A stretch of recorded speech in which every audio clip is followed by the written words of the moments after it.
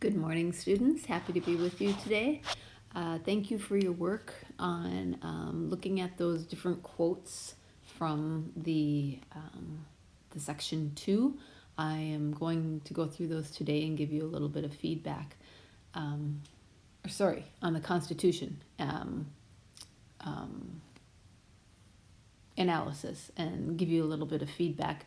I wanted to do that simply to refresh your memory on the Constitution. Please keep in mind, if you have any questions on the AP test, let me know. I'm trying to do some things to both keep you from being bored with review, but also getting you prepared at the same time.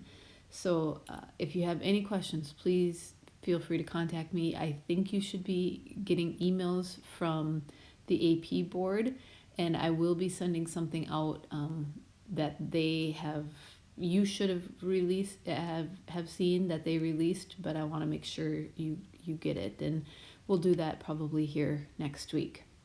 So I want to take a detour and go back to period 8, mostly because there were two things that I mentioned that I still want to go over with you because they're really important. When you get next year to POD, you're going to need to understand really kind of both of these angles. And the first one is what's called the Great Society. Now, if we do a little bit of contextualization, the Great Society program was under LBJ, under Lyndon Baines Johnson. And we have to think about what was happening, 10 or 15 years before the Great Society program came about. And when we talk about Great Society, we're talking essentially mid-1960s.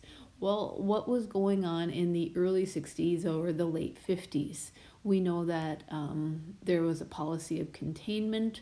The Korean War had ended, and we're starting to gear up into the Vietnam War. The Bay of Pigs action had happened, and Kennedy is then assassinated in 1963, and so LBJ takes over. So I just want to give you a little bit of, what's going on in the United States at this time.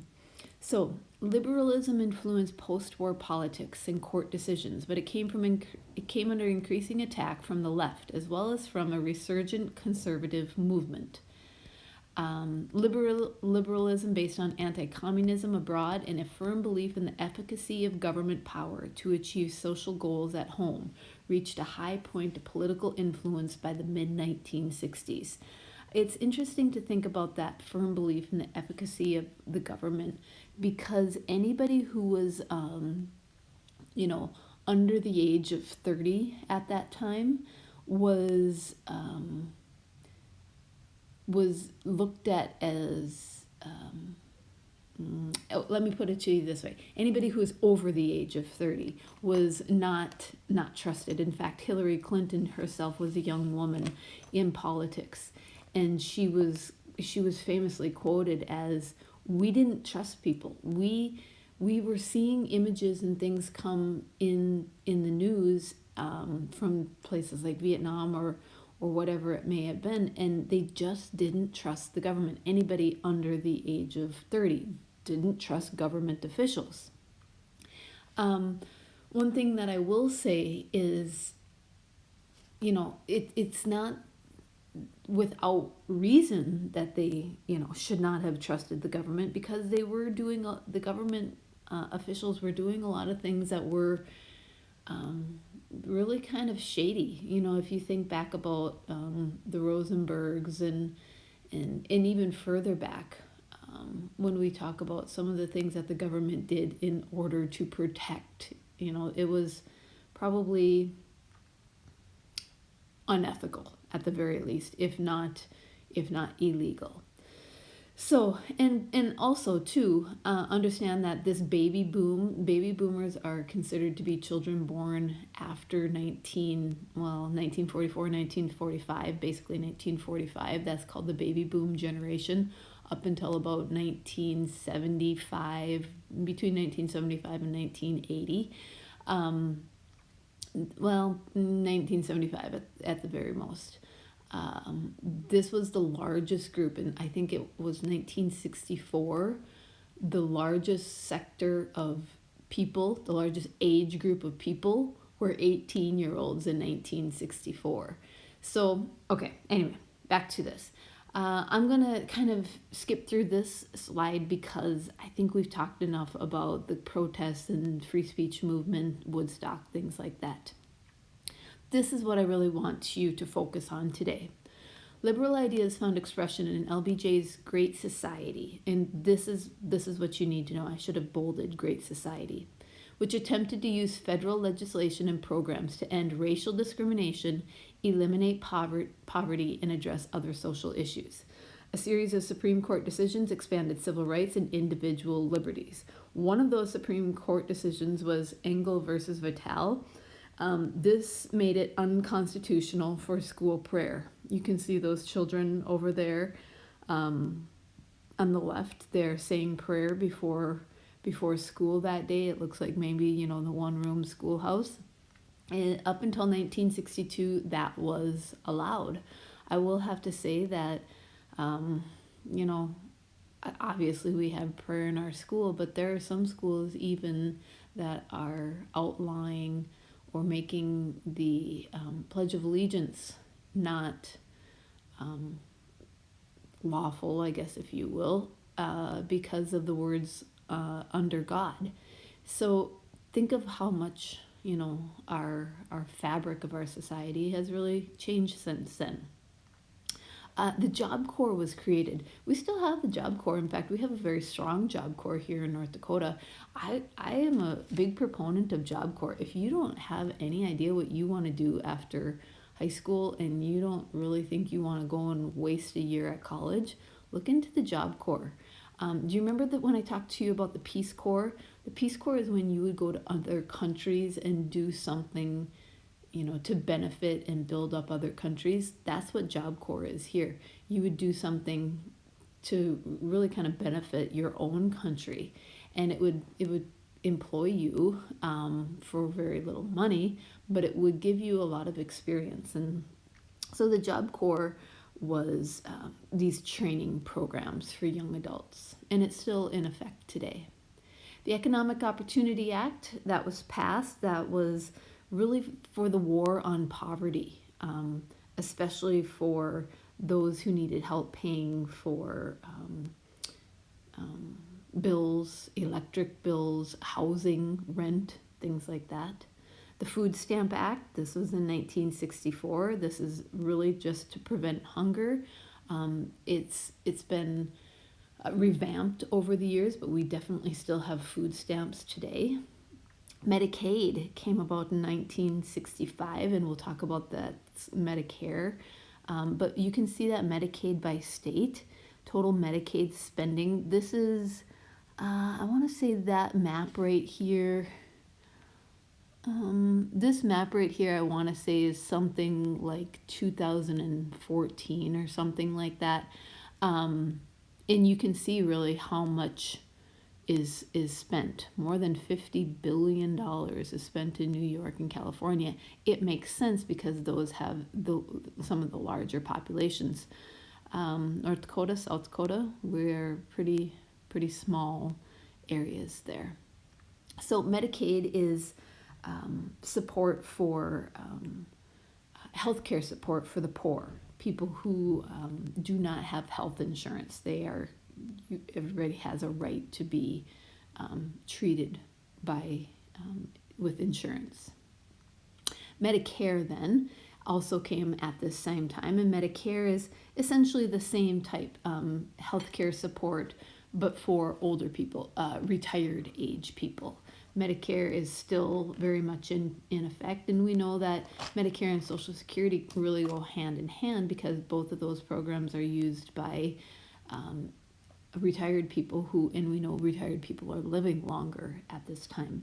The Head Start program, very important yet today, and this was a preschool program to help maybe at-risk students who needed to get a head start on their education. Maybe they had a single parent family, maybe they didn't have the opportunity to access to educational materials, whatever it might have been. Head Start program was basically a preschool program, and it still is. HUD, the Department of Housing and Urban Development, this came about still in effect. This banned discrimination in housing, and it provided urban housing for those in need. Even yet today, HUD programs, there's a lot of government regulations in HUD programs, but this is where, have you ever heard of the projects? You know, if you're watching a movie or something and you see inner city apartments or something, if you hear it referred to as the projects, that's a HUD program. That's a Housing and Urban Development program. The Immigration and Nationality Act. This is a big one. This came about in 1965, and it basically abolished the quotas that were put in place. You remember, like in the 1920s, the quotas that were put in place to stop immigration into the United States. This abolished that, and it greatly increased the amount of immigrants coming into the United States, both documented and undocumented workers. Griswold versus Connecticut. This said that this was a lot to do with the 14th Amendment and due process, that contraceptives were legal and could be dispensed to married couples. This was, I'll let you look into it a little bit more, but it had a lot to do with the 14th Amendment and due process, that you have a right to it. Let's skip actually down to Miranda versus Arizona. The Warren Court, 1, 2, 3, 4, there's about 5 of these. The Warren Court was just a liberal majority court that was in this time. A lot of conservatives were opposed to the Warren Court, and a lot of decisions came out during the Warren Court time that seemed to favor liberal policies. But let's talk about Miranda versus Arizona. If you've ever heard of having your Miranda rights read, this is what it needs over there on the left. This needs to be read prior to interrogation. So if you've ever seen those crime shows or movies or whatever, you have the right to remain silent. Anything you say can and will be held against you in a court of law. You have the right to an attorney. What happened is that there was a guy who basically was forced into a confession, and the Warren Court said Miranda should not have had to, self-incriminate, if you will, and they brought this. It came all the way up to the Supreme Court level, and it's basically that the witness has rights. I think we already talked about Griggs versus Duke Power. I know we did, because this was that you couldn't force employees to take a test for a job within a company if you're already in the company. And then the famous Roe versus Wade, which I think we all know was a 1973 landmark decision that made abortion legal. All right, so there was opposition to the Warren Court. Barry Goldwater's candidacy for presidency. Barry Goldwater was an Arizona Republican. He was going to go against LBJ in the election. He vowed that there would not be an escalation of the war. One thing that I need actually to go back to, when we talk about these Great Society programs, which essentially is about poverty, education, and healthcare, keep in mind that these were some very lofty, very admirable things that we wanted to change and make society better for.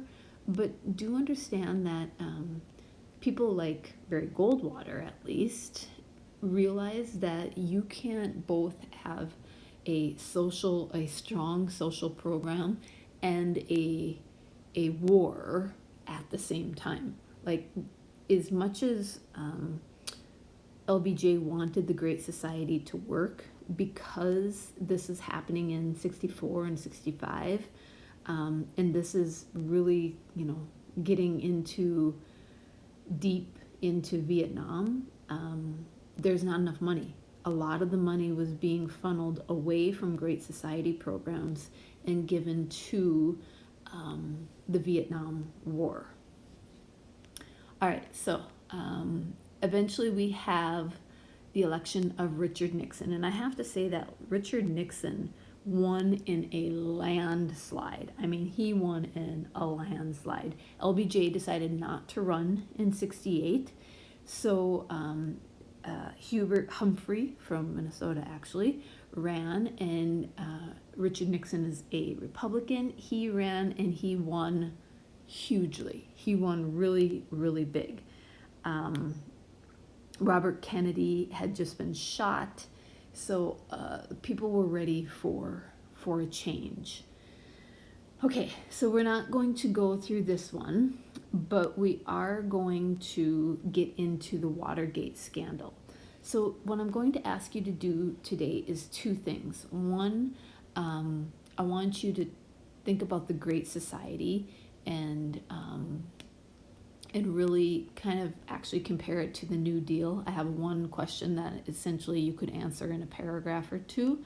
And then I need you to read a document on Watergate. And if some of you might know a lot of what Watergate is, and some of you might not really have a clue about Watergate. Watergate was the scandal that surrounded Richard Nixon. Now, a lot of people think, oh yeah, Nixon, especially now, because I think you're more familiar with the impeachment process and everything that happens, when an indictment is essentially like an impeachment. Richard Nixon was never impeached. There were 3 articles of impeachment against him, but he resigned before he could ever be impeached. So maybe you know a lot about the Watergate scandal and maybe you don't, but I would like you to read a little bit of background on it and then just give me a 1 or 2 sentence something that you learned, something that you didn't know about the Watergate scandal that you found out after you did this short reading. It's just a couple pages, it's not very long. So now I have to tell you that the Watergate scandal, we're talking about, it starts in about 72, but Nixon is elected in 68, and a lot of his kind of shady things start happening right away. By 72, the Watergate scandal breaks open, and Nixon resigns. Nixon resigns August 9th, 1974, before he can be impeached. It would be impeached. It would probably happen in the House, and then it would go to the Senate. And, at that point, nobody had ever been impeached. Johnson had not been impeached by the Senate. He was impeached by the House, but he was not impeached by the Senate. No, president had ever been removed from power. But this goes to trial in a famous case called U.S. versus Nixon. And essentially what you're going to read about is all with these tapes that were recorded that should not have been. And Nixon would have had to release the tapes. Now, when he found out he had to do this, U.S. versus Nixon is a 2-part thing. First of all, it basically, Nixon, you lost, and this is a blemish. Richard Nixon is only going to be known for Watergate, but I do have to say, especially with China, Nixon opened up China. The reason why everything that you look at is made in China is kind of because Nixon opened up trade with China. Good or bad, you can look at it 2 ways. But back to Nixon versus U.S. He's got a blemish now, and it's never going to be erased. But one thing that U.S. versus Nixon did do is it brought up executive privilege. And executive privilege says that the president has need for privacy and secrecy, and sometimes at the interest of the country and, you know, the security of people, the citizens, the president needs to keep these things quiet and needs to have privacy. Now we're starting to talk about this thing of executive privilege that had never really been talked about before. After Nixon resigns, Ford pardons Nixon, and this is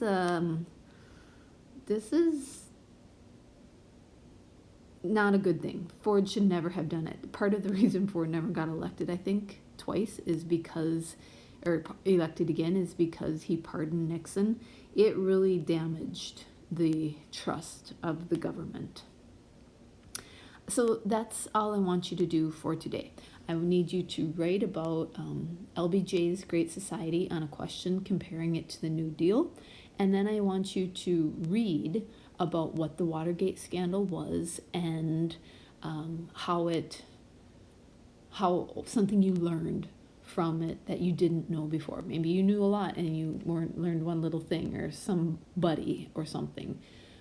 And maybe you didn't know anything and you found out a lot of information. Just give me a little something that you learned. The rest of the notes we're actually not going to go through.